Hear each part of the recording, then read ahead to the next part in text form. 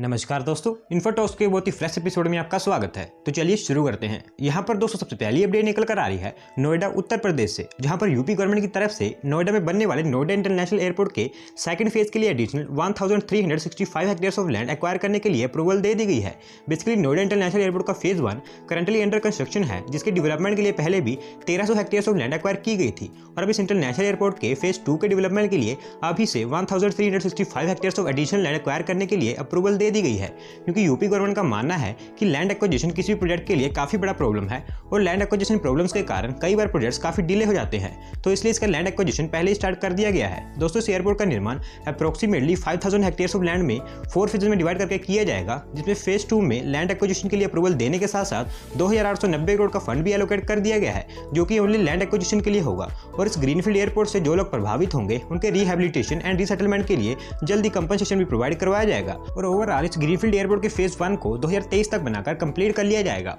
यहाँ पर दोस्तों अगली अपडेट निकल कर आ रही है बेंगलोर कर्नाटक से, जहाँ पर बेंगलोर के इंडियन इंस्टीट्यूट ऑफ साइंस में एक solar photovoltaic powered electric vehicle charging station setup कर दिया गया है। ये ईवी चार्जिंग स्टेशन एक जीरो एमिशन चार्जिंग स्टेशन है जो कि सोलर सेल से पावर्ड है और इस ईवी चार्जिंग स्टेशन को Indian institute of science Bangalore के ट्रांसपोर्टेशन लैब में UK based energy system company Greenenture limited के द्वारा डिजाइन एंड डेवलप किया गया है। Basically UK based Greenenture limited उनके innovating for clean air programme के अंतर्गत वर्ल्ड के 4 कॉन्टिनेंट्स में 12 कंट्रीज में इस तरह के clean air and zero emission energy system को सेटअप करेगी, जिसमें इंडिया का भी नाम शामिल है। और इसी के अंतर्गत उन्होंने बेंगलोर के इंडियन इंस्टीट्यूट ऑफ साइंस में इस ईवी चार्जिंग स्टेशन को सेटअप कर दिया है, जो कि IISc बेंगलोर के JRD Tata memorial library campus में सिचुएटेड है और इसके सोलर पैनल्स लाइब्रेरी के रूफटॉप पर हैं। और अगर इस ईवी चार्जिंग स्टेशन के कुछ कंटेंट्स की बात करें तो इस ईवी चार्जिंग स्टेशन में सोलर फोटोवोल्टिक मॉड्यूल से बना custom grid system, hybrid inverter, battery storage and एक ईवी चार्जर शामिल है, जो बेंगलोर में एयर क्वालिटी इंप्रूव करने के साथ साथ ईवी चार्जिंग रिलेटेड इंफ्रास्ट्रक्चर को स्ट्रॉन्ग करने में काफी हेल्पफुल होगा। यहाँ पर दोस्तों अगली अपडेट निकल कर आ रही है made in India social media platform Koo को लेकर, जो कि one of the biggest social media platform Twitter का एक इंडियन अल्टरनेटिव है। बेसिकली जैसा कि आप जानते हैं कि कुछ समय पहले ही सोशल मीडिया प्लेटफॉर्म कू पॉपुलर हुआ है, क्योंकि बहुत सारी मिनिस्ट्रीज, पॉलिटिशियंस एंड बड़ी बड़ी हस्तियों ने कू प्लेटफॉर्म पर उनकी प्रेजेंस को स्टेब्लिश कर दिया था। लेकिन कू की पेरेंट कंपनी बॉम्बे टेक्नोलॉजीज में एक Chinese venture capital firm Shunwei capital का 9% का स्टेक है और क्योंकि लोगों ने ट्विटर ऐप को छोड़कर इस made in India Koo platform का यूज करना शुरू किया है और वो चाहते हैं कि ये platform fully made in India and स्वदेशी, जिस कारण कुछ समय पहले चाइनीज कंपनी के 9% स्टेक को लेकर लोगों की तरफ से कू की पेरेंट कंपनी बॉम्बे टेक्नोलॉजीज को क्रिटिसाइज भी किया गया था। और तब इस प्लेटफॉर्म यानी कि कू प्लेटफॉर्म के फाउंडर एंड CEO ने कहा था कि हम चाइनीज कंपनी शुनवेई कैपिटल से बातचीत कर रहे हैं और उनको कू एग्जिट करने के लिए भी कहा गया है। और अब ये चाइनीज कंपनी उनका 9% का माइनॉरिटी स्टेक बेचकर कू को एग्जिट कर चुकी है और इस 9% माइनॉरिटी स्टेक को Indian cricketer Jai Srinath, book my show founder Ashish Hemrajani, Udaan cofounder Sujeet Kumar, Flipkart CEO Kalyan Krishnamurthy and Zerodha founder Nikhil Kumar ji ने एक्वायर कर लिया है। तो दोस्तों यहाँ पर एक बार फिर से चाइना को बाहर का रास्ता दिखा दिया गया है। यहाँ पर दोस्तों अगली अपडेट निकल कर आ रही है अहमदाबाद गुजरात से, जहाँ पर Gujarat metro rail corporation limited, जो कि अहमदाबाद मेट्रो के फेज 1 को operate and phase 1 and phase 2 को कंस्ट्रक्ट भी कर रही है, उन्होंने इस मेट्रो प्रोजेक्ट को फास्ट ट्रैक बेसिस पर डाल दिया है ताकि इस मेट्रो प्रोजेक्ट के फेज 1 को fully India 75th independence day यानी कि 15 अगस्त 2022 से पहले ओपन कर दिया जाए। बेसिकली अहमदाबाद मेट्रो गुजरात की ओनली 1 ऑपरेशनल मेट्रो है, जिसके फेज 1 की टोटल लेंथ 40.03 किलोमीटर है और इस फेज 1 में 6.5 किलोमीटर का कॉरिडोर करंटली ऑपरेशनल है और बाकी अंडर कंस्ट्रक्शन है। और वहीं फेज 2 की टोटल लेंथ 28.26 किलोमीटर है और ये फेज भी अंडर कंस्ट्रक्शन है। करंटली दोनों फेज का काम बहुत तेजी से स्टार्ट कर दिया गया है और फेज 1 को भारत के 75th इंडिपेंडेंस डे पर ओपन करने की तैयारी की जा रही है।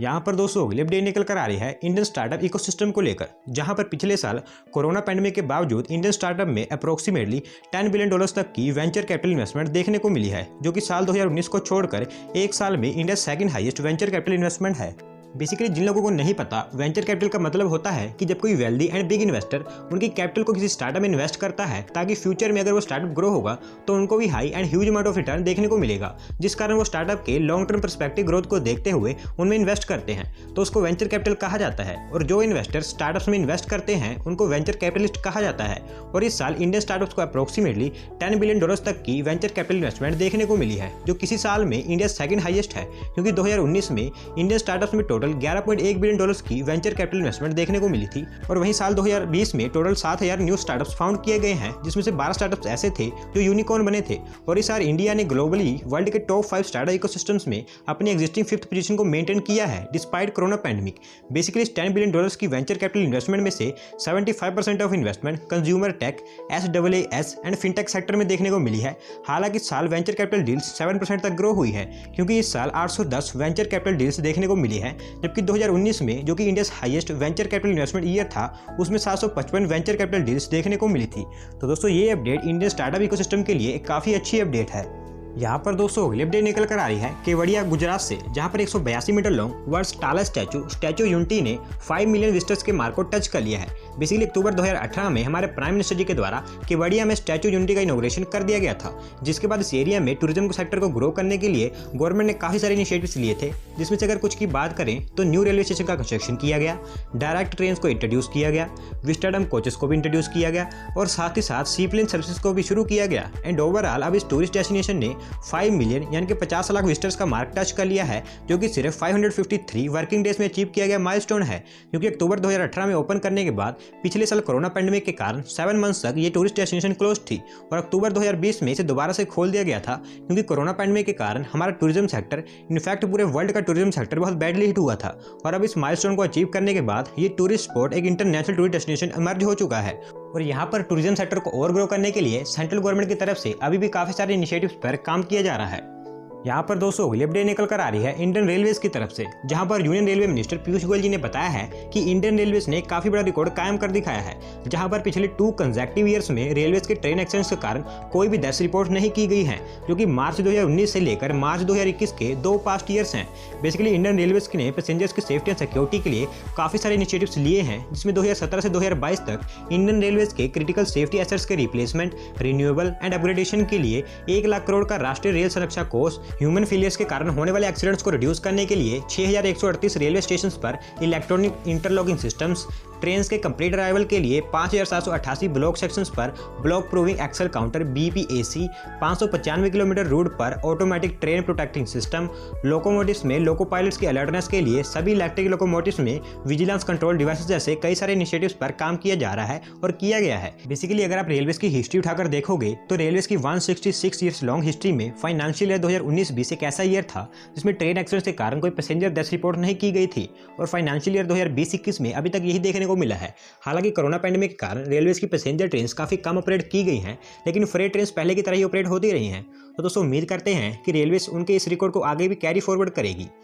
यहाँ पर दोस्तों अगली अपडेट निकल कर आ रही है छत्तीसगढ़ स्टेट से, जहाँ पर Chhattisgarh state government of India की MG नरेगा यानी कि Mahatma Gandhi national rural employment guarantee act scheme में सबसे ज़्यादा जॉब्स एंड एम्प्लॉयमेंट प्रोवाइड करने वाला इंडिया फर्स्ट स्टेट निकल कर आया है। बेसिकली गवर्नमेंट ऑफ इंडिया की MG नरेगा स्कीम के अंतर्गत 15 करोड़ मैंडेट्स क्रिएट करने का टारगेट रखा गया था, जिसमें छत्तीसगढ़ स्टेट के द्वारा 16.684 करोड़ मैंडेट्स एम्प्लॉयमेंट क्रिएट की गई हैं, जो कि टारगेट से 7% ज़्यादा यानी कि टोटल 107% निकल कर आया है। इसके अलावा बात करें और स्टेट्स की तो छत्तीसगढ़ के बाद दूसरे नंबर पर वेस्ट बंगाल स्टेट निकल कर आई है, जिसने सेट की गई डेडलाइन में 105% परफॉर्म किया है। और वहीं 104% के साथ बिहार एंड असम दोनों 3rd रैंक पर आए हैं एंड 103% के साथ ओडिशा 4th रैंक पर आया है, जबकि Uttarakhand, Haryana and Rajasthan respectively next ranks पर आए हैं, जिन्होंने उनके टारगेट को कंप्लीट किया है। तो दोस्तों काफ़ी लंबे समय बाद हमें छत्तीसगढ़ स्टेट से कोई अच्छी अपडेट देखने को मिले है। तो दोस्तों आज की वीडियो में बस इतना ही। अगर आप अपनी तरफ से कोई अपडेट सबमिट करना चाहते हैं तो डिस्क्रिप्शन में दी गई लिंक पर क्लिक करके सबमिट कर सकते हैं। और अगर आज की वीडियो पसंद आई हो तो वीडियो को लाइक करें, चैनल को सब्सक्राइब करें। धन्यवाद आपका वीडियो को देखने के लिए।